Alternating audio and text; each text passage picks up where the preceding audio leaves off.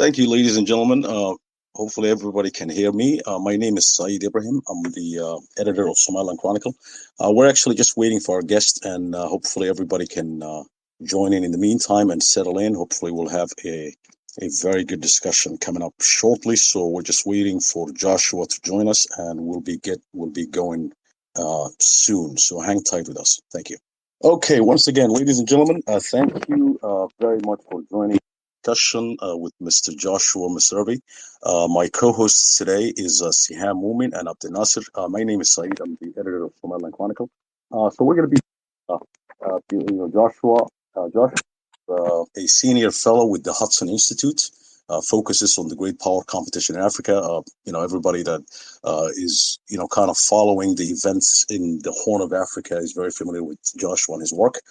He's been previously with the Heritage Foundation, done a lot of work in the region and, very knowledgeable about, some of the subjects that we want to discuss today. Joshua, welcome and thank you very much for joining us. I guess folks have been waiting for quite a bit, so we can actually get going. Siham, Abdel Nasser, jump in at any time and want to get this show on the road. Welcome, Joshua. Yeah, thanks so much for having me and apologize for being a little bit late here. I had a few technical difficulties, but I'm thrilled to be here and looking forward to the discussion. Yeah, thank you, Joshua. I would like to ask the first question, and is what's your opinion about the Memorandum of Understanding between Somaliland and Ethiopia? Do you see it as a positive or negative development for the region, and why? Yeah.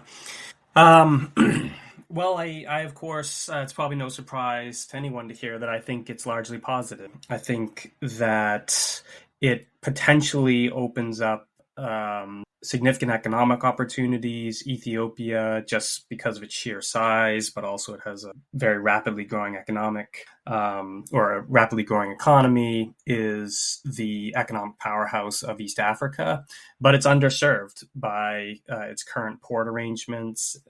Something like 95% or even more of its imports and exports go through Djibouti port. Again, I think everybody knows this. And a country of that size really needs other options. It needs to diversify away from just being overly reliant on Djibouti. Somaliland, of course, has Berbera Port, which was recently renovated by DP World. I've been fortunate enough to visit it. It's a world-class piece of infrastructure, very, very impressive. And there needs to be some further work done on the corridor connecting Berbera to Ethiopia, but I'm hoping that this MOU paves the way for developing that corridor.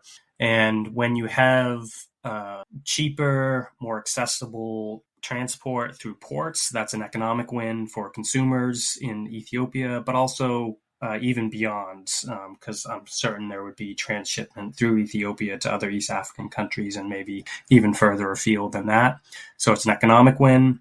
And I also think, notwithstanding the fact that we might see some short-term instability here as Somalia reacts, it's reacted very poorly, which was predictable to this MOU.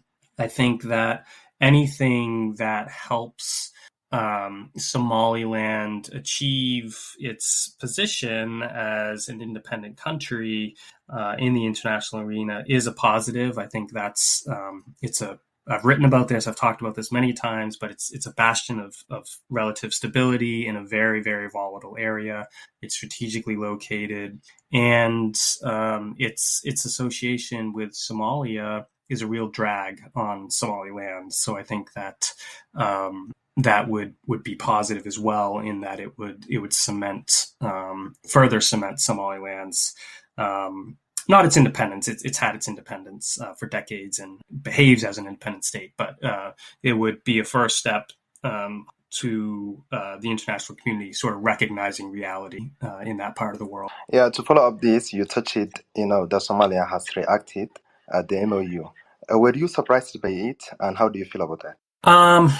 I wasn't surprised in the sense that Mogadishu reacted very poorly. I've been a little surprised and disappointed by some of the what I consider to be deeply irrational and emotional takes from analysts on Somalian affairs that I used to really respect and thought that they were smart and calm, and they've sort of become unreflective nationalists on this issue. And I understand it is an emotional issue, and a country like Somalia that's suffered the level of instability that it has for decades, it in many ways, Somaliland receiving independence would be confirmation of just how disastrous things have gone for Somalia for decades. And I know, if I was a Somalian, I'd probably feel the same way.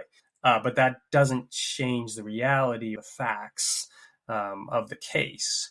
So I've been a little surprised and disappointed in that element. I've been a little surprised that senior officials within the Mogadishu government have been so open about invoking Al-Shabab as a threat, for instance, against Somaliland and against Ethiopia.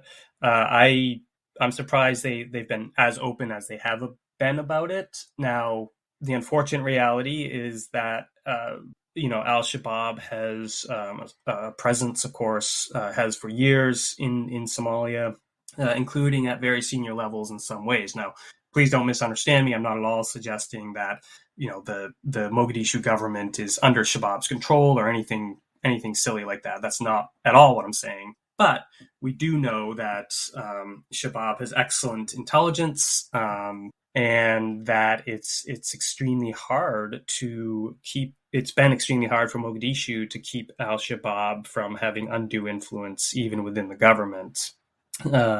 So that element has existed for many years.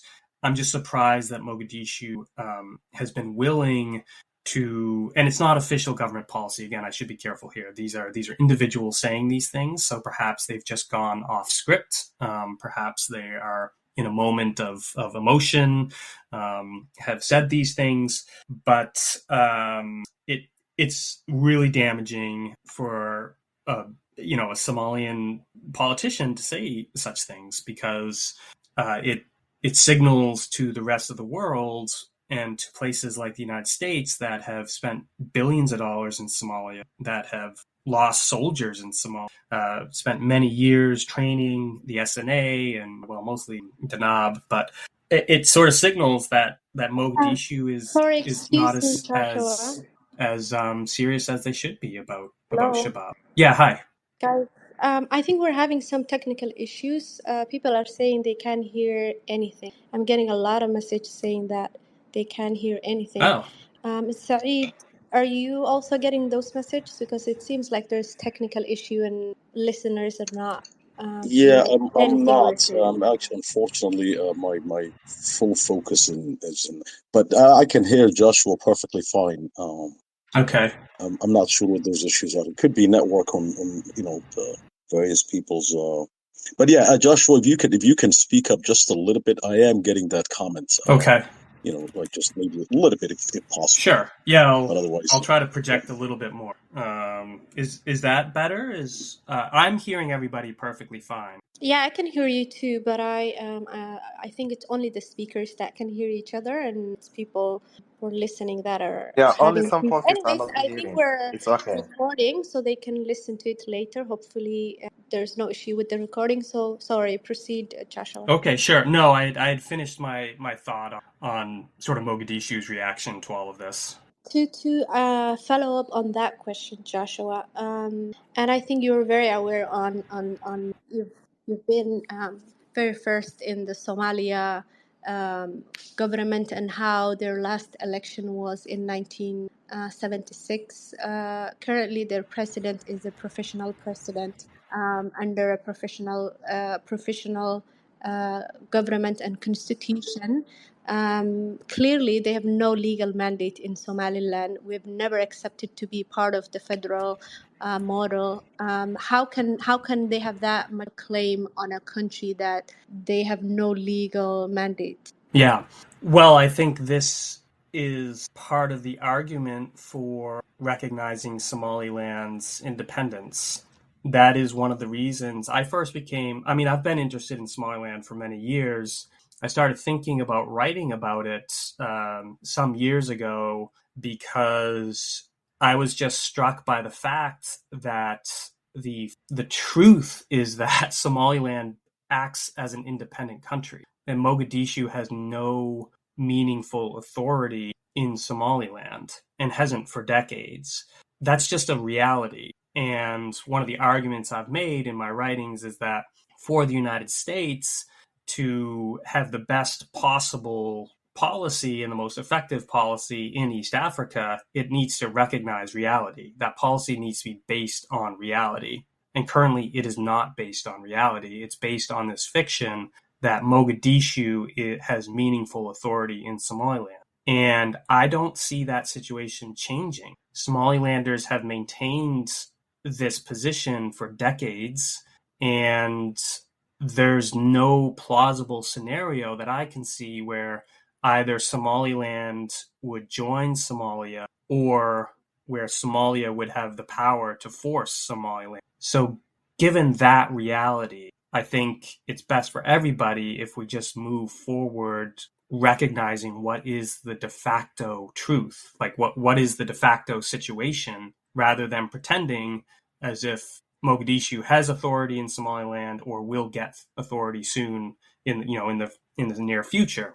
So I just don't think it's a very strange situation where the international community pretends that Mogadishu is the government of Somaliland, where when everybody knows that's actually not the case. And this is going back to the previous question that I was asked about Mogadishu's response. This has been part of the response that I've found so strange from Mogadishu, is that it pretends as if it still controls Somaliland in some meaningful way. So it says things like, well, Ethiopia is stealing our land and violating our sovereignty. It's like, well, you haven't controlled that land for decades. You can't, Ethiopia is not taking anything that was yours. It wasn't yours in practice. So it's just a very strange argument. It's all based on technicalities that just have no basis in reality. And this is part, I think, as we watch how Mogadishu has handled this, its strategy is clearly to rally international support against the MoU, to try to pressure, I think, primarily Ethiopia, but also Somaliland, to walk away from this MoU.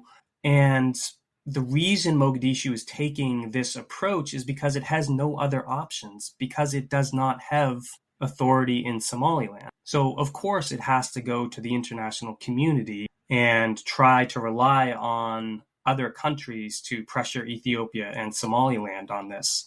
So its entire diplomatic approach is just more evidence of how little authority it actually has in Somaliland itself. Joshua, I want to have a quick follow-up there. So a couple of things, going back to the reaction and all of the tantrums that the Somali government is actually throwing. Now, one of the things that's pretty interesting that you actually brought up is kind of invoking language that's almost reminiscent to, the communications that Al-Shabab itself puts out. And, even though, yes, some, people that are like the analysts or what have you have kind of acted very irrationally and emotionally. Unfortunately, the Somalian acting foreign minister basically said Al-Shabab, Somaliland and Ethiopia is a greater threat than Al-Shabab to Somalia. Now, what I'm wondering is, in terms of the United States policymakers, does this sort of change things and give them an aha moment that maybe perhaps the Somali government has never been honest about, fighting Al-Shabab and maybe using it as sort of a proxy and nurture it in some way? Again, this is all tenuous, but when the foreign minister himself is saying, oh, Al-Shabaab is not really a problem, it's Somaliland, does that change anybody's mind, in Washington, D.C.? I don't know. It should. To me, that was one of the most shocking comments that emerged from Mogadishu, and is actually one of the ones I was referencing in one of my earlier comments. The reason that the United States, or I should say specifically the U.S. State Department, is so committed to engaging with Mogadishu is that it fears that the fight against Al-Shabab will be derailed if State Department tries something else, or if the U.S. government tries something else. And in fact, the NSC spokesman, National Security Council spokesman John Kirby, just very recently said something to the same effect, that they're concerned that the MOU is going to damage the fight against Al-Shabaab, and this is a point that Mogadishu is trying to make. But I think that the comments you referenced coming out of Mogadishu, and the fact that there's been Shabab has been around for more than 15 years. It's controlled swaths of Somalia for the entirety of that time. That is the single most egregious violation of Somalian sovereignty that you could imagine. Another entity totally controls areas within Somalia. Yet Mogadishu, for many years, has been allowed itself to be distracted by political squabbling among its elites, to the point that you have had clan militias or militias associated with rival politicians in the streets facing off. And AMISOM, what is now ATMIS, but was then AMISOM, had to mediate for the between politicians in Mogadishu. This was all while Shabab controlled significant chunks of Somalia. So there's and then the corruption that has been is rampant in Somalia, including money that was supposed to go to the Somali National Army being looted and never reaching the SNA, which is supposed to be fighting Al-Shabaab. This all suggests a lack of seriousness from Mogadishu about fighting Al-Shabaab. Now, let me be clear. I'm not at all... There have been valiant soldiers fighting Al-Shabaab. I salute them. I welcome the recent progress against Al-Shabaab that has been made. Now, I fear it's extremely fragile and highly reversible because the political dysfunction in Mogadishu has not been solved. So I worry that we're not going to see sustained gains against Al-Shabaab. I hope I'm wrong, but that is my fear. But it really should, these comments that you referenced about Somaliland being a greater threat than Al-Shabaab, and the record of the Mogadishu government, should give American policymakers pause about whether Mogadishu is as serious as it should be about the fight against Al-Shabaab. Now, again, I'm not saying that there hasn't been great bravery demonstrated by any number of members of Danab or the Somali National Army. I salute Hassan Sheikh that he has gone down to the front lines. He's gone there in person.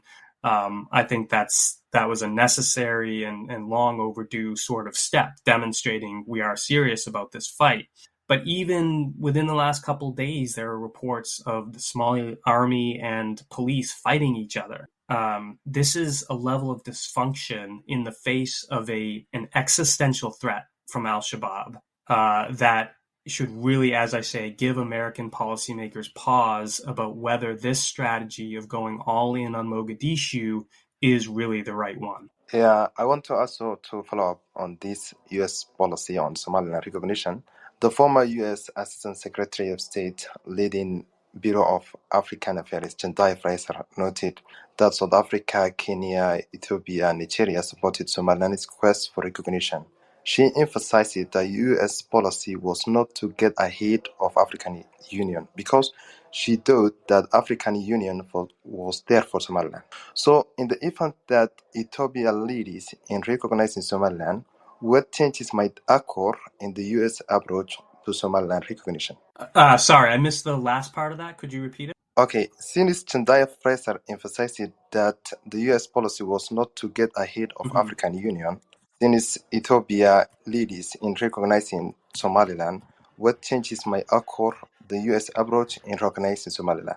Yeah, I think the fact that Ethiopia, So it's really, really important that an African country has been, or is about to be, or it maybe already is, or it's a little bit unclear whether the official recognition has actually happened, but it looks like it absolutely is going to. It's really important that an African country was the first one to take this step because it's one of the criticisms of a country like the United States recognizing Somaliland first, is that it would be, meddling in African affairs, and it would be an outsider, trying to impose this sort of, excuse me, this sort of, measure on Africa. But this is an African country doing it. So it demonstrates that there are African states that themselves recognize the justice and the justice of Somaliland gaining international recognition. And then the fact that it's Ethiopia is also important. This is the second most populous country in all of Africa. It has maybe more potential than almost any other African country, even economically, when you look at it. And it's the seat of the African Union. This is a big, influential African country. Now, yes, it has severe challenges right now, of course, but that doesn't change the fact that it's a big, important African country. So those two elements make its recognition, or its imminent recognition, really mean. And I think that, I've talked to diplomats who have been working on East Africa within the State Department for many years, and one told me that he was told very specifically by a number of African states that they would be the second country to recognize Somaliland, but not the first. So it really takes somebody to break the ice, as we would say in the United States, right? To take that first step, which will hopefully encourage other countries to take the same step, because they're not alone now. They have a big, important African country with them on this issue. Now, I don't know if other African countries will recognize following Ethiopia's example, but I suspect it might happen, just depending on how things go, and it might take a while, but I think it's very possible that other countries will follow Ethiopia's lead.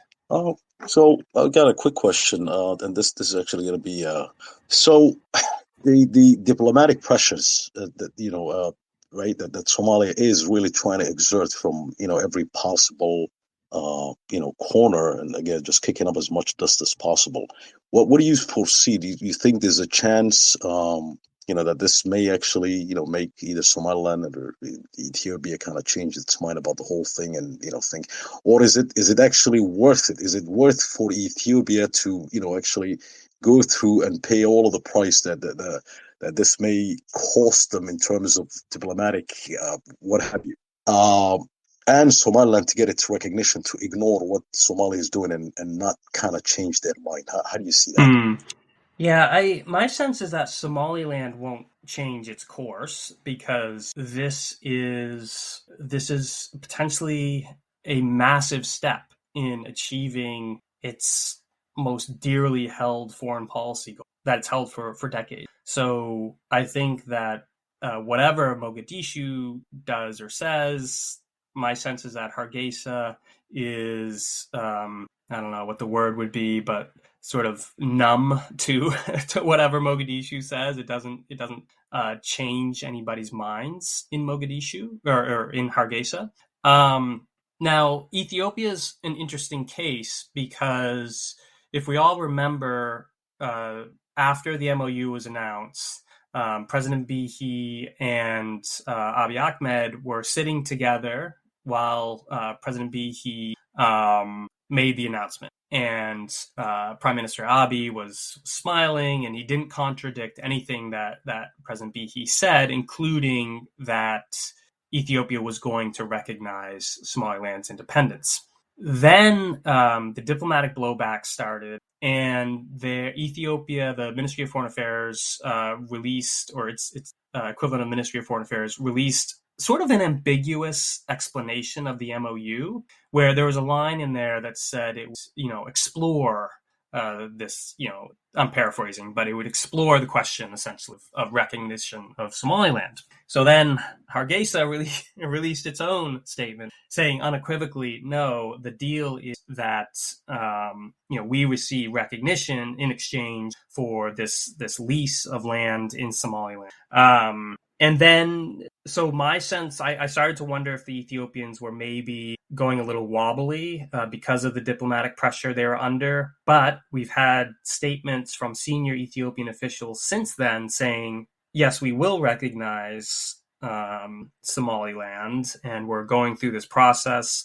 There's also been reports that Abiy Ahmed has been going around, not physically, but making calls and such, and reaching out to other countries, other African countries, trying to drum up support for their own recognition of Somaliland. I don't know how accurate those reports are, but they strike me as it would something very predictable and reasonable that the Ethiopians would do in this situation. So I think Ethiopia is going to go ahead with this.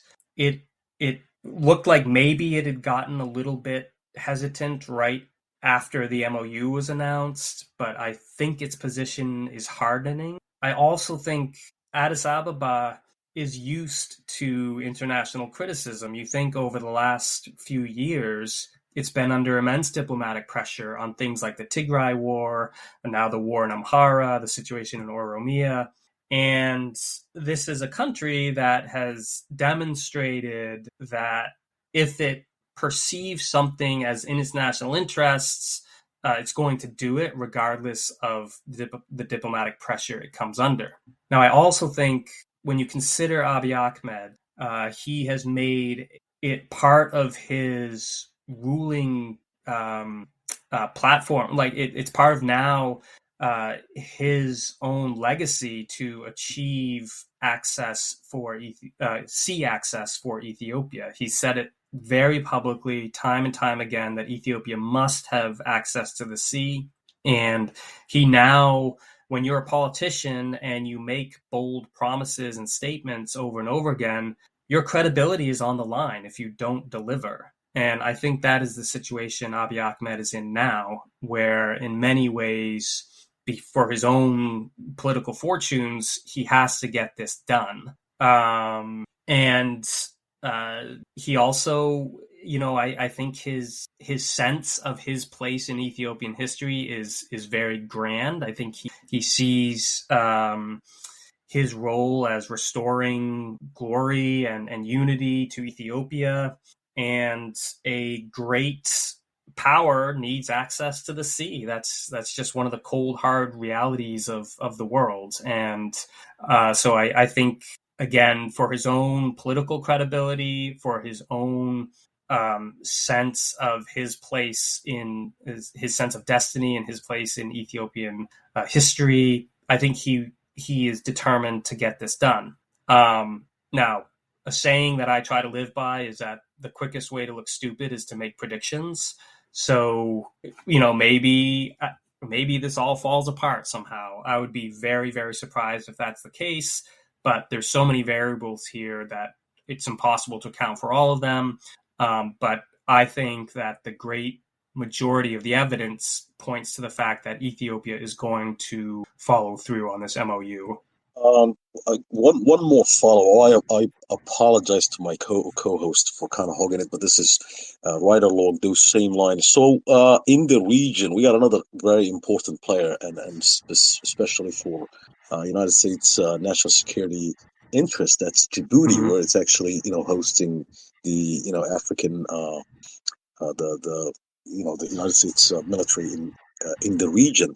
It looks like, Djibouti and Somaliland has had, close ties for a very long time, even though arguably Djibouti kind of kept Somaliland in, diplomatic purgatory, if you will, for obvious reasons, because they are technically strategic and, commercial rivals. But Djibouti at this point seems that it's actually kind of opposing the MOU, maybe seeing, maybe Ethiopia is promising some of its port traffic is going to go to Berbera and so on and so forth, and actually went ahead and called for an IGAD extraordinary session which Ethiopia rejected on technicality. How do you see that? Is there like any idea what might be going on there? Yeah, my best bet is what you already mentioned, and that is Berbera, like I said in my earlier comments, is a modern port. And speaking to port officials there, they say, and I have no reason not to believe them, that they have a significant time advantage over Djibouti in the sense of it takes much less time for them to offload a container and get it onto a truck for shipping than it does in Djibouti. I don't remember the exact numbers, but it was a big advantage. So my sense is that yes, Djibouti maybe suddenly realizes that wow, this Berbera port could actually emerge as a true rival to Djibouti, to our own ports. And Djibouti port provides, I don't know what percentage of revenue of government revenues, but it has to be a massive chunk of government revenues. So this is a really important issue for Djibouti. That is my best guess. Now I'll also say Djibouti is it also obviously leases all these military bases on its own soil, and so it's really heavily reliant, or I should say, it plays the role of trying to maintain a certain neutrality, but also a certain level of status quo. And I think maybe just inherently any potentially dramatic development like this one, with Ethiopia recognizing Somaliland, might alarm Djibouti just because it threatens the status quo from which it benefits significantly. I don't know if you know if there are countries diplomatically pressuring Djibouti to oppose this MOU. That's possible. I don't know that that's the case, but my sense right now, at least, barring more information coming out, is that this is mostly concern over the commercial implications of the MOU, and then also just a general conservatism around changes, because Djibouti does benefit so much from the way things are now that any dramatic change is almost inherently concerning to Djibouti. Okay, to inject China factor in Djibouti for this follow-up, a congressional hearing, General Townsend expressed concern about China's naval base in Djibouti, describing it as right outside our gate. If Somaliland solves that problem, if Somaliland offers the US an alternative solution to address the concern of Chinese Djibouti naval base in exchange for recognition, if that's the condition, will the US go ahead with that price tag? Currently, I think the answer is no. I think that the United States. So, something about the US government is that obviously it has various branches and various agencies that see certain issues differently at times. My sense is that the Department of Defense would very much like to have closer relations with Somaliland because it recognizes the strategic importance of that whole region. You know, we all, everybody on this call knows about it: Red Sea, Bab el-Mandeb Strait, Gulf of Aden, and then Somaliland's proximity to all of that. It has something like 500 miles of coastline on the Gulf of Aden. And now, with the Houthis from Yemen lobbing missiles and sending attack drones at commercial shipping through the strait and in the Red Sea, the strategic significance of Somaliland and of that whole region is just all the more obvious. So I think DoD wants closer ties with Somaliland, but Somalia policy is run through the executive branch. That is, the domain of so foreign policy is primarily an executive branch function, and that means obviously the White House, but also the State Department. And State Department, I just talked about Djibouti being a status quo organization. Well, the State Department is the greatest of all status quo organizations. It fears any sort of change. Its job, and there are good reasons for this in many contexts, it frequently sees its job as just keeping things from blowing up, essentially. And again, in some situations, that's exactly the right approach, but that can lead to a certain stasis or a a slow and exceedingly conservative approach to policy that is not appropriate in other situations. So I think that's all a very long-winded way of saying no. I don't think the United States currently, this government, this Biden administration would recognize Somaliland even in exchange for a base. I apologize, Joshua and Nasser and Siham. We're still getting comments about people not being able to hear, right? Yes, we are. But since it's recorded, I think we would just have to. They would just have to listen to this tape later. But Joshua, I want to follow up on the morale of countries like the U.S. that uphold democratic systems, and countries that have been outstanding, which Somaliland in the East of Africa has been very outstanding in every sense of a democratic model. Does morally, let's put the status quo on the side, let's put keeping things at bay on the side, morality. Doesn't the U.S. have responsibility to recognize Somaliland because of the model that we've been living for the last 32 years? Yeah, I wouldn't go as far as responsibility. I would say it would be the smart thing to do, because you touched on it in your question. Somaliland has maintained a democracy for decades that is homegrown. This is, and to me, that's a critical point. This was not something that developed because outside powers pressured Somaliland to do it. This was something that developed because Somalilanders decided that this was the best model for governing their country. That makes it a much deeper, much more sustainable system than a democracy. I use air quotes, a democracy that only is is imposed because outside powers have want it to be that way. So I think for the United States, it would make total sense to reward Somaliland for doing it right.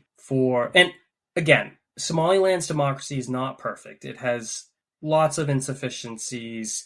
We're in a delay right now of the election coming up, and it has this history of delays and everything else. So I'm not suggesting Somaliland's democracy is perfect, but it has been persistent. And eventually, even with all the delays, there is an election that for many years are, various observer missions to the different elections have said are free and fair. And then there's been peaceful transfers of power from governing parties to opposition parties. Opposition is currently in control of the Somaliland parliament. So those are real attributes of true democracy. Again, I wish the elections were on time every time, but it's working. And I think everybody needs to have humility about what effective democracy looks like in different places. And as long as it represents the will of the people and the people feel like they have a say in their own political destiny, those are the core attributes, in my opinion. And Somaliland has that, and I hope it continues to improve. I really, really do. I encourage all of the Somalilanders who are on this, in this discussion to do all that they can to continue building democracy in Somaliland. But it's a real democracy, and it compares extremely well to other democracies, other countries in Africa, including in the East Africa region. I made this point in one of the reports I wrote about this, that if Somaliland was an independent country, it would be an above average democracy on the continent, and very above average in the East African context. So I think the U.S., the U.S. talks a lot about caring about democracy and promoting democracy, and it does. That's a sincere statement, despite all of the, how poorly we implement that at times and all the inconsistencies. That is still a guiding principle of American foreign policy. And recognizing Somaliland, to me, is an opportunity for the United States to show to the world that, hey, there are real rewards beyond the inherent ones of running your country as a democracy, but there are also rewards from the United States if you build a democracy, if you persist in your democracy, if you defend your democracy.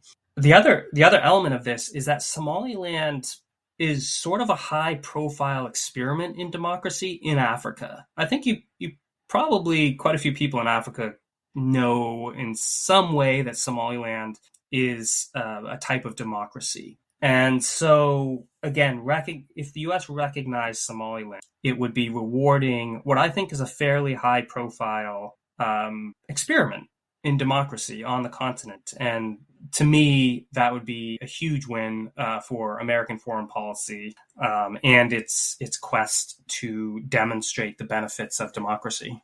Okay. Let's look at the Congress.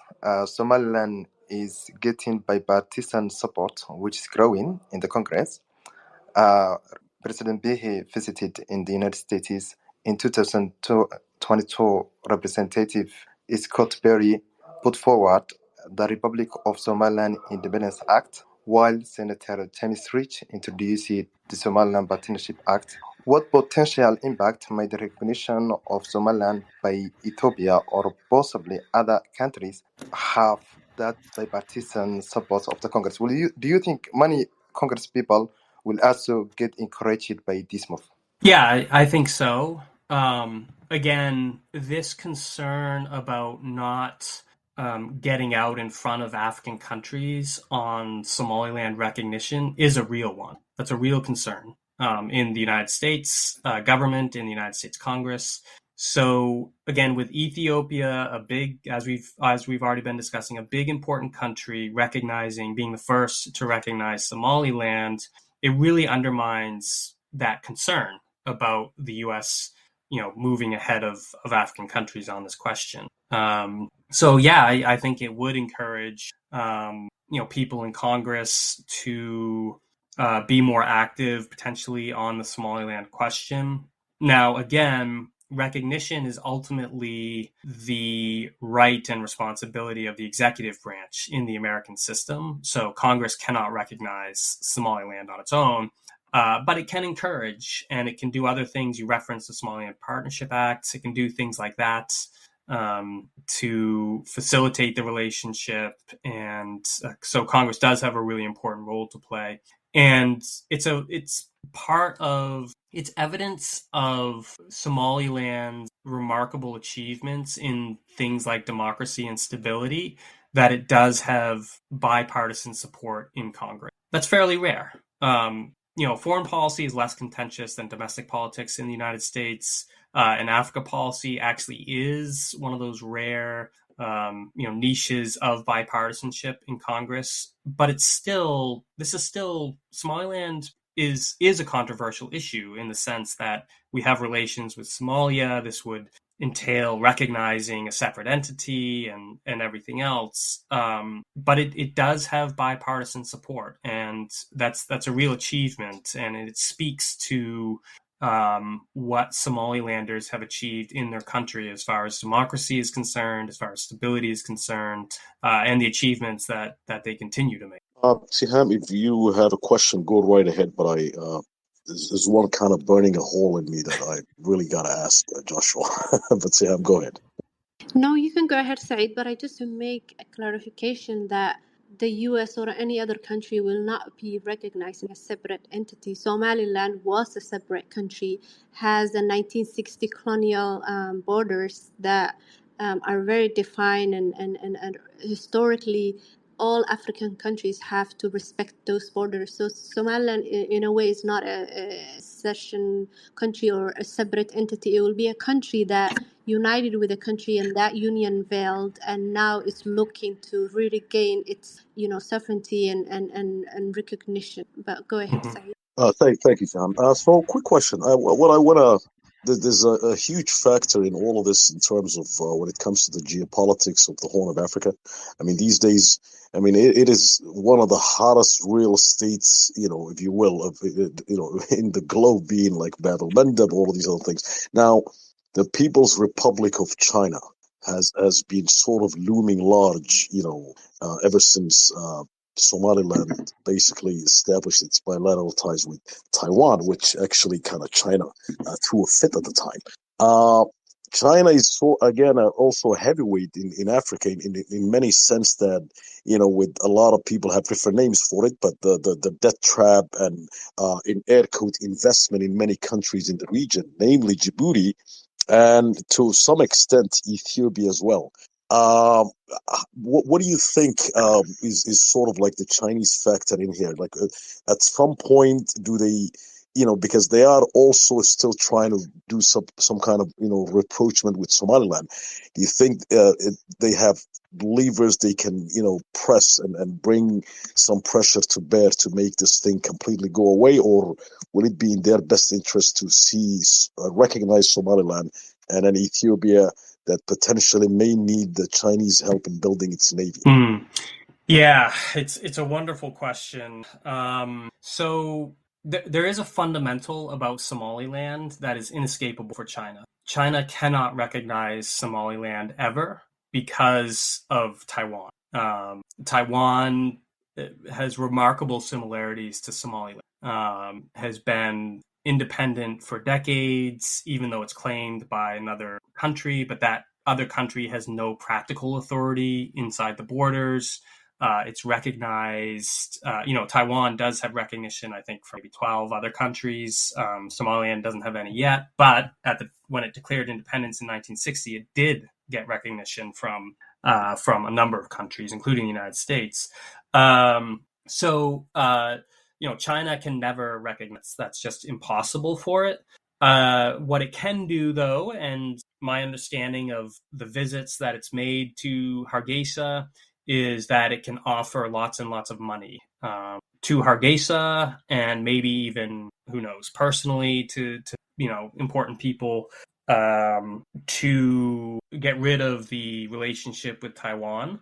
And certainly this is a massive issue for China. They consider it a red line. They consider it existential. President Xi Jinping has said explicitly that over and over again, he's not the only one. He's the current leader, that Taiwan will be reunited with China.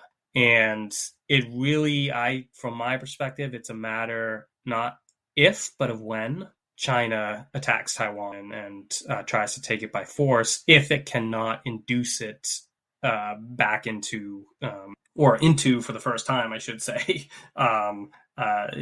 induce it to voluntarily join, Beijing's political project. So that's a fundamental of the situation regarding China and Somaliland. Now, I think it will largely try not to get deeply involved in this because as you referenced, it does have very strong relations with Ethiopia. It sees Ethiopia as a very important country. It has lots and lots of investments in Ethiopia. And no doubt, again, as you referenced, it probably hopes for its companies to benefit in some way from either the transportation corridor that elements of which have already been built, but will need more building out. And it might want to benefit in other ways as well.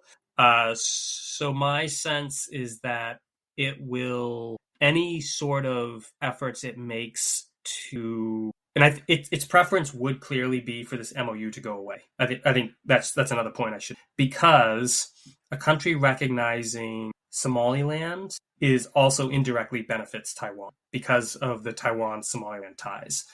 So to me, I think it's obvious that Beijing wants this MOU to fail. However, I suspect what it would do would be quiet and behind the scenes, distributing money as necessary, putting subtle diplomatic pressure here and there to try to derail this thing. But fundamentally, it would hope that other entities would do the derailing. China prefers to work usually in subtle and indirect ways. It doesn't want to be seen to be doing some of these things like pressuring countries and such, because it flies in the face of its rhetoric and its propaganda around not meddling in other people's internal affairs and issues like that. So I think that's the approach it will take here. I think it's undeniable that it would not like this MOU and would want to see it go away. But it also will never recognize Somaliland as long as Taiwan remains outside of Beijing's control. Thank you, Joshua. No, normally we try to hold these things for about an hour. This is going phenomenal as far as I'm concerned about my hosts and you just if you guys don't mind, we want to continue just a little bit more. I have one more question, which is along the lines of the Chinese sort of influence and in Somaliland internally. There was a discourse that actually went on when Somaliland went with, establishing its ties with Taiwan over the, loud opposition of China at the time. In some, some speculated actually saying, since China is a member of the United Nations Security Council, it may down the line actually become really problematic for, Somaliland's, recognition. And again, with the influence that it has with many African countries. How do you see this? In other words, would does it really matter? I mean, there's countries that are recognized, namely Kosovo, with over 100 different nations recognizing it and not having a seat at the UN. Would does it really? Well, how do you see this? Yeah. Yes, I think that is a reality, that China is a permanent member of the Security Council, and for a country to join the United Nations, it must get a recommendation from the Security Council and then be voted on in the General Assembly. China's not going to do that. Probably Russia wouldn't do it either. Well, maybe Russia would, because it tries to draw spurious parallels between the enclaves that it has invaded and controls in places like Ukraine and Georgia with other situations that are not at all comparable, like Somaliland. And in fact, this is an argument that you hear from Mogadishu, that Ethiopia recognizing Somaliland is just like the Donbass or something, and what Russia's doing there. And again, that's a totally spurious comparison. But I think that the reality is, yes, China would not allow Somaliland to gain a seat at the UN, given the current environment. So who knows? Things change. There are the famous Black Swan events that nobody sees coming that can dramatically shift geopolitics. So, I'm at pains to say that's the situation now, but perhaps that changes in the future. I don't know. Whether it really matters Somaliland to have a United Nations seat, I think in practical terms, no, it does not. I think in many ways, countries overestimate what happens at the United Nations and importance. So much of it is simply theater of one kind or another, and it doesn't have a lot of practical on the ground effects. Now, obviously, you would want the United Nations seat if you could have it. But in very practical terms, what would this mean for Somaliland's economy? What would it mean for its stability? What would it mean for its political system? Not having a UN seat would have very, very little real world impact on Somaliland. And you referenced the famous example of Kosovo. In your question, you referenced it. Kosovo operates as an independent country. It protects its citizens. It has many problems, of course, given its recent history. It's the very brutal wars that went on and everything else. But it's making its way as a viable country, and it doesn't have a UN seat. But in practical terms, I don't think that much affects Kosovo day to day, and I think that would be similar to Somaliland's situation. I don't think not having a UN seat would, in practical terms, mean all that much to Somaliland. Okay, I would like to put an emphasis on China Belt Road Initiative. China is investing heavily in connectivity projects in Kenya, in Djibouti, in Sudan, in all the countries surrounding to Ethiopia.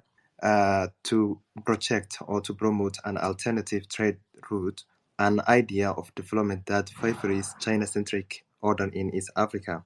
Only Somaliland would withstood this investment. Somaliland allowed pro-Western firms to invest Berbera, like Trafigura, like Dubai Port, like British investment firm CDC, to access markets in Ethiopia, Uganda, and South Sudan. Do you think Somaliland offers West an alternative option to counter Chinese growing influence in the region to access this market? Yes, absolutely. And this is a point I've made in some of my writings. You laid it out very well in your question. Berbera would be, one of the few major ports that would not have some sort of link to the Belt and Road Initiative. The obviously Djibouti port is a crown jewel in the BRI. Even some of the Somalia ports, I think I'm quite certain Somalia has signed an MoU joining the BRI as well, and nearly every African country has. And BRI is envisaged as a web of infrastructure that, one, reduces China's reliance on seaborne trade. So for China, this is a massive strategic obsession. It's so dependent on seaborne trade that it worries in the case of a conflict, if and when it invades Taiwan, that the United States and Japan and the Philippines and Australia and the Europeans, everybody else, would essentially embargo China and set up a ring around it where it could not, bring in ships or send ships out. And it's so that's why it's trying to. That's one of the impulses behind BRI, is to break some of this dependence, or to lessen some of China's dependence on seaborne trade. And if you look at the routes, sort of the perceived routes for BRI, up into Pakistan and across the Indian Ocean into East Africa, or up into the Red Sea through the Bab el-Mandeb, Berbera would be the outlier in all of that, and it does have the potential to disrupt in some way. It wouldn't be decisive, but it would be meaningful. I think that there would be a major modern port servicing East Africa that would not be part of officially part of BRI. Now, unofficially, when you're talking about global trade, I mean, it would be impossible that some of the trade going through Berbera would not make its way into BRI related infrastructure in some way. That's just the reality of global trade. But yes, I think you're right in the premise of your question that having Berbera and Somaliland more generally absent from BRI would be a potential boon for the West and the United States. We want to do something special. So we got a couple of questions from the audience. We've got our good friend here, Adam Ismail, who's requested. Adam, I'm pretty sure you have a really good question. I know you are involved in the build out of the Berbera port infrastructure and some of the things, and I've actually consulted with the government. So please go ahead if you have a question. Adam Ismail, Adam Willie, if you can hear me, I'm going to give you the opportunity to ask. Go ahead. Yeah, I can hear you. Yes, we can hear you very well. Go right ahead. Right. Well, thank you very much for giving me this opportunity. I'd like to thank Joshua for giving us his analysis and insight. Thank you so much. It seems the federal government and supporters are getting desperate by the day, if you like. They're scrambling to deploy all possible means to undermine the MoU between Somaliland and Ethiopia, which they falsely consider as an aggression on their sovereignty, which has not been the case. It has not been the case for the last 33 years, as we all know. And you've mentioned that, Joshua. Now, they are embarking on some policies, or they're mulling over or pondering on some policies, including severing all diplomatic ties with Ethiopia, asking Ethiopian troops to leave Somalia, Ethiopian troops in Bay and Bokol, closing Somali's airspace to Ethiopian Airlines, banning importation of cat, from Ethiopia, and inviting Turkey and possibly Egypt to establish military bases in Somalia, and lobbying countries like Djibouti, which sees, and you've touched this, Joshua, which sees the MoU and the between Somaliland and Ethiopia as an existential threat in terms of economic well-being. You raised one question when you were answering on that aspect, and I tell you, we did an analysis on the gains of Djibouti from Ethiopian exports and imports, and would you believe in 2021, Djibouti got 1.3 billion US dollars from the imports of Ethiopia alone, and the demurrage was about 550 million as well. So you can imagine the magnitude of the economic benefits Can you that go with the question? Djibouti incurs from the Ethiopia. Now, my question is, if all these policies succeed, do you think, Joshua, that Ethiopia will be put in such a pressure that it will go back from this MOU? Thanks so much. Yeah, thanks for the question, and yeah, that's we've been discussing this a bit during this time, and my sense is that Ethiopia will follow through. I think both because its Prime Minister Abiy Hello? has. Yeah, can you hear me? Yeah. Said, Joshua is speaking. Go ahead. Okay, sure. And both because Prime Minister Abiy has made it central to his domestic political legitimacy to get access to the sea and to have a navy, for instance. And there are practical economic considerations. A country the size of Ethiopia needs more options other than just Djibouti. And you referenced, Adam, in your question, the fees that Ethiopia pays. So I think for all the and Ethiopia and Addis have a recent history of resisting extreme international pressure. Now, maybe that means it doesn't want to have another diplomatic fight on its hand when it has just emerged from quite severe diplomatic battles and still has some on its hands given its internal problems right now. But my sense is that despite those considerations, Abiy is going to go ahead with this. As I always say, I could be wrong. That would not be the first time. It wouldn't be the last if I am wrong, but I would be very, very surprised for the reasons that I laid out. Now, something of interest here that's possible, I think, is I don't know. This is total speculation, but I wonder if Ethiopia might be tempted to try to get Somaliland to agree to the terms in exchange for something less than recognition. However, Somaliland has been crystal clear, both in press releases, but also in verbal statements from people like the foreign minister, that the deal includes recognition and a stake in Ethiopian Airlines, is the other element of it that Somaliland's getting, and that the deal will not go through if recognition is not included. So if Ethiopia tries to give something else rather than recognition to keep the MOU going, I think Hargeisa will refuse. Thank you, guys. Joshua, I have one more question, and this one is actually sort of like within the context of Somaliland, as somebody who's very familiar with some of our institutions. Yeah, like you said, it's still a work in progress.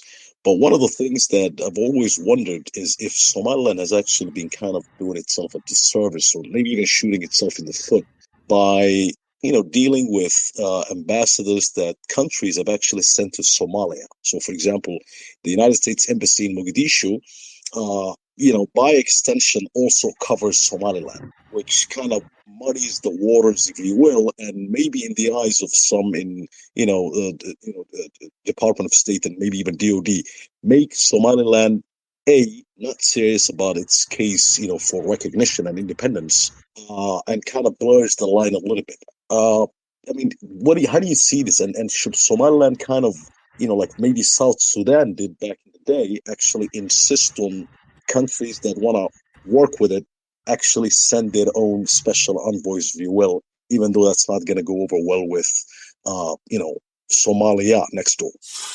Ooh, yeah, that's a tough one. That's a tough one. I understand why Hargeisa does it because there are just practical considerations where it's really important, for instance, for Hargeisa to talk to the American ambassador in Mogadishu, and embassy officials go up to Somaliland occasionally from Mogadishu. So, I mean, I feel like Somaliland has asserted its independence in so many other ways that this issue is not decisive in how other countries Somaliland. Somaliland has its own army, its own government, its own elections, its own passport, its own currency. I mean, it has almost every possible attribute you can imagine of statehood, except for a few very technical ones. So I feel like that is so pronounced that countries can't help but recognize that reality, that this is a different political entity. So on the issue of does it muddy the waters to have ambassadors accredited to Mogadishu also be accepted in Hargeisa, maybe, but my sense is not that muddying of the waters does not obscure the much larger and more pronounced picture of Somaliland's de facto independence, right? Its operation as an independent state. But really, that's a question for Somaliland to work out. That's a piece of strategy that they have to work out because they understand these political intricacies within Somaliland and within Somalia much better than I ever could. So it's so it's a hard question. I think there is some of that muddying of the water as you say, but my sense is that it doesn't obscure all the other things that Somaliland does to behave as an independent state. Thank you very much, Joshua. We've actually way over the time, but again, if everybody's comfortable, I'm looking for a couple of folks here that have actually asked to ask a question or two, and then we'll wrap it up. Again, really appreciate your patience. Turns out the sound issue that a lot of people are actually complaining about is a worldwide Twitter or X, if you will. So this is unfortunately it's a little bit spotty, but the good thing is we are recording. So people, I encourage you to listen. There's a lot of good stuff here. So, Shamarke, I'm gonna get you, so you can go ahead and ask Joshua a question, and then maybe from the co-host, and we will wrap it up. Okay, before Shamake jumps up, maybe I can take the question, and it's about despite the recent lifting of weapons embargo by the United Nations Security Council, Somalia is issuing threats to Ethiopia and Somaliland. Given the behavior of Somalia, was the lifting of embargo premature? Yeah, my position on the embargo is that the problem in Somalia is not insufficient weaponry or not advanced enough weapons. Sure, that some of that no doubt would help in the fight against Al-Shabab, but the problem, the reason there's this Al-Shabab insurgency that has been so persistent for so long in Somalia is primarily, there are other elements, but primarily because of the profound political dysfunction of Somalia and all of the disastrous effects that has had on society, the economy, and everything else. So until that core problem is fixed, it doesn't matter how many weapons Mogadishu has. Al-Shabaab will continue and even thrive. So the challenge here is how does Mogadishu fix its political dysfunction? That should be the focus, and not, well, can we import more weapons? Because again, they have weapons. There are countries that have broken the embargo for years and sold weapons to Mogadishu. So that is not the core problem of the fight against Al-Shabaab. Now, I also think Mogadishu is making a huge mistake with some of the saber rattling that it's doing towards Ethiopia and Somaliland. one, some of what you read, and again, I understand, as I've said previously, this is an emotional issue. It's hard for people to maintain objectivity. I understand that, but some of the rhetoric about war with Ethiopia, for instance, is insane. Like that's the only word I can come up with. The idea that Somalia, which is propped up by foreign militaries and foreign assistance, could take on Ethiopia, even with all of Ethiopia's problems, which I know we're all familiar with. That to me is an insane proposition, but you're hearing it, floated around. But as I say, I think it's a mistake because Mogadishu is propped up by foreign entities like the United States. If Mogadishu, God forbid, was launched some sort of war or incursion or whatever it is against Ethiopia or Somaliland, the United States would look at that very poorly, as would other countries that are giving a lot of support to Mogadishu.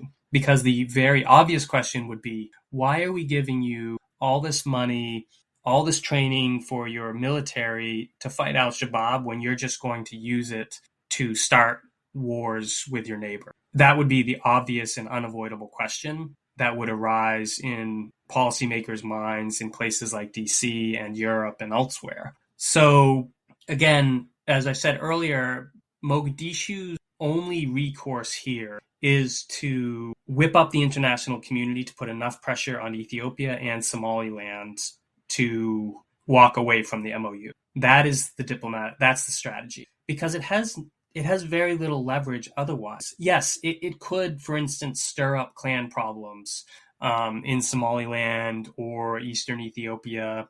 Sure. But there will be costs associated with any of these sort of underhanded stratagems that Mogadishu could try to implement. So if it started stirring up clan trouble, for instance, in Ethiopia or Somaliland, again, the international community would very reasonably be forced to confront this question of, well, why are we helping Somalia, which is supposed to be fighting Al-Shabab, when it's causing these problems elsewhere? And then once you start stirring up clan trouble, who knows where that goes? That's a genie you want to remain in the bottle. Once you let that out, it can no one can control it. No one knows where it goes. So all of these levers that Mogadishu have or claims to have profound downsides if they use them, even disastrous downsides for Mogadishu potentially, which leaves it only with this diplomatic recourse. And also absolutely the threat of further instability. I think that has been really, within all of its diplomatic outreach to various countries, including the United States, I think the core of its message has been, this is going to bring a lot of instability to a fragile region. It's going to hurt the fight against Al-Shabab. This is why it has to be stopped. My rejoinder to that argument is, well, why this only hurts the battle against Al-Shabab if Mogadishu allows it to hurt the battle against Al-Shabab. This MoU, in practical terms, changes nothing about the battle against Al-Shabab. Like what would change if Ethiopia goes ahead, gets the lease of Somaliland land, builds a port, or I think probably building a base and then using Berbera port? How does that change what's happening in Somalia in the fight against Al-Shabaab? It's a weird argument because essentially Mogadishu is saying, we will stop fighting Al-Shabaab if you go ahead with it. So they're the bad actor. And again, it would raise the question of, well, how reliable of a partner are you in this fight against Shabab if this MoU, which in practical terms has no effect on Mogadishu or Somalia in general, because it doesn't change the de facto status of Somaliland as independent. Mogadishu already has no authority over Somaliland. So Ethiopia building this base has no practical effect in Somalia. So why would you allow that to derail this fight against Al-Shabaab? The only conclusion I could draw from that, if in that eventuality, right, like if that's what happens, is that Mogadishu is not as serious as it says it is about the fight, about fighting Al-Shabaab. And I think I said this at the very beginning, its reaction in general to all of this that's going on and its history of political fighting, of corruption, already suggests that Mogadishu is not as committed as it should be to fighting Al-Shabab. Now, again, I understand Hudson has been down there on the front lines. That's great. There's been good progress against Shabab in the last 6 or so months, or however many months. That's awesome. I applaud that. I hope it continues. But where has that been for years and years and years when Shabab controlled massive parts of Somalia and Mogadishu elites were fighting over corruption, over plunder and access to international resources and starving their army to do it and getting in squabbles between the PM and the president and the federal member states and the federal government. So I think Mogadishu is making a mistake here in bringing in the fight against Al-Shabab into this conversation, because if you think through their argument, what it suggests is that Mogadishu does not see Al-Shabab as the priority that the rest of the world wants Mogadishu to see it as, including the countries that prop Mogadishu. So again, I think this is a mistake that Mogadishu. It's to that point, it almost seems like a hostage taker's kind of mindset. Yeah. Like, if I'm gonna unleash Al-Shabaab onto the world if you do this. But again, it's something that really has to, again, as far as American policymakers and Congress with its ability to hold that holds the purse strings, right? The billions that actually go into that country. And at this point in time, basically their only argument comes back to, if you do this, we will unleash Al-Shabaab and actually basically stop fighting them. Sharmarke, go ahead with your question. I appreciate your patience. Thank you very much, Somaliland Chronicle and team. Joshua, thank you for all your support to Somaliland. We know how you've kind of been working for Somaliland's favour and getting the message out there for a very long time. I've had technical issues, so I apologise if you've touched on this already. But one thing that I find really interesting, and it would be very helpful for your view, is that in your assessment, what can you deduce from the language, the diplomatic language being used in the statements being released by a number of the countries? What we've seen is that actually Somalia has made it clear what they want from their allies and their partners in terms of an outright condemnation and of both the MoU and any form of recognition. But actually what we've seen is very few countries have been upfront in doing that, including the United States itself, when referring to agreements as troubling as opposed to condemnation.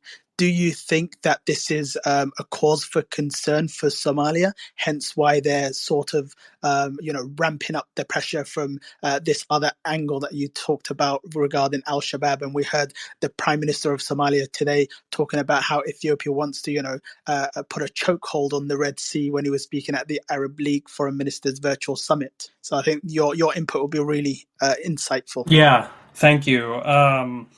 And first, let me preface my comment. Thank you for your kind remarks. About my sort of work on Somaliland. And I always try to make this point. People like myself who have come to be really interested in Somaliland and believe in its case have come to that point because of what Somalilanders themselves have done.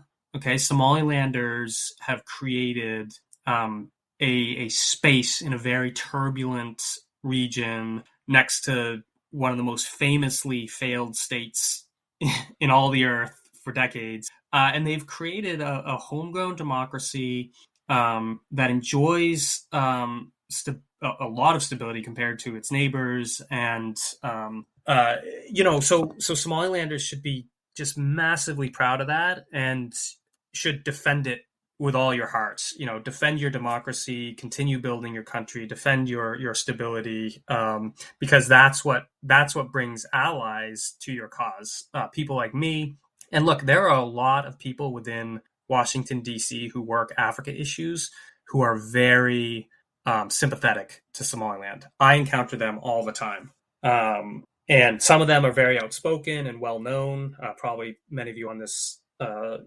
In this discussion would recognize their names, but there are others who are not well known, but who still are deeply sympathetic to Somaliland because of what Somalilanders. Anyways, so with all that long preface there, yeah, I've also been struck by this, that the statements coming out, yes, they've been negative about the MOU. They have not been as strong as probably Mogadishu hoped in most cases. And I think that is reflective of some of the hesitancy that a lot of countries have about Mogadishu itself, and recognizing that things are still in really bad shape in Somalia, and that just lends a certain caution to countries in unequivocally and wholeheartedly taking Mogadishu's side on this, or being as vociferous as Mogadishu would wish. Now, parsing diplomatic statements is sort of like astrology in many ways. It's, it can be sort of a fool's game. I do it all the time, and sometimes I wonder why I'm bothering. But I do think it's meaningful because, especially in cases like this, the words are chosen very, very carefully because it's a known sensitive issue, and it's well known that every word will be pored over by people like me and like Shamarke and others. So yeah, I agree with the premise of the question. I think the international condemnation has not been as robust or vociferous, probably, as Mogadishu hoped. I do think, again, I do think a lot of countries, as a general matter of principle, get nervous about this sort of thing. A new country, potentially, entering the international arena, or I should say a recognized, country, particularly when you think about the South Sudan situation, just an absolute disaster that South Sudan has been. And that is really unfair to Somaliland, because Somaliland actually has a much stronger case to be an independent country than South Sudan ever did, in my opinion. And it's already proven that it can manage itself as an independent country because it's been doing it for decades, whereas South Sudan did not have that track record at all. In fact, there were a lot of warning signs, and now we see what has happened. So I think that nonetheless, the South Sudan example does give a lot of countries pause, and a lot of countries on an issue like this may not feel that all that strongly, actually, because it's unclear to them exactly how it would affect their own national interests. So they will take their cue from other countries, especially, or organizations like the African Union or IGAD or other Africa organizations. So again, that's a very long-winded response, but fundamentally, I do think it's been noticeable that a lot of these statements have not been as vigorous, probably as Mogadishu wished. Thank you so much, Joshua. That was, the hour and a half, 38 minutes actually went a lot faster than I expected. At this point, I want to close it out and actually thank you, our guest Joshua Meservey today, and helping decipher, like what you said, it's like reading astrology, these diplomatic statements. Sometimes the whole thing kind of feels like it, so we need experts to help us kind of break it down. I want to thank, again, Joshua, a lot for your time today, and my co-hosts and all of our listeners. Definitely listen to the recording. And again, we apologize about the technical issues. Turns out that it's actually all of X, but definitely the recording will always be there for everybody to go through it and see. Right. So definitely, again, thank you very much. Siham Abdel Nasser, floor is yours. If you want to close it out. Again, I want to thank everybody for joining us today. No, I just want to thank Joshua for being a true friend of Somaliland and being partial, because for a lot of the analysts and people who talk about the Horn of Africa and related issues, oftentimes they're not partial. So I respect that about you, and thank you for joining us tonight. Yeah, it's been absolutely my pleasure. I really appreciate the opportunity. Thank you to everybody who tuned in. It's one of my favorite topics. It's a fascinating one, and again, I really respect what Somaliland has built and is continuing to build. And I salute all of you who have been part of that, truly. All right, guys. Thank you. Have a nice day. Definitely, we'll do this again in a week or so. We'll see you again here, and talk about the subjects that concern us all and the entire region as well. Take care, everybody. Bye.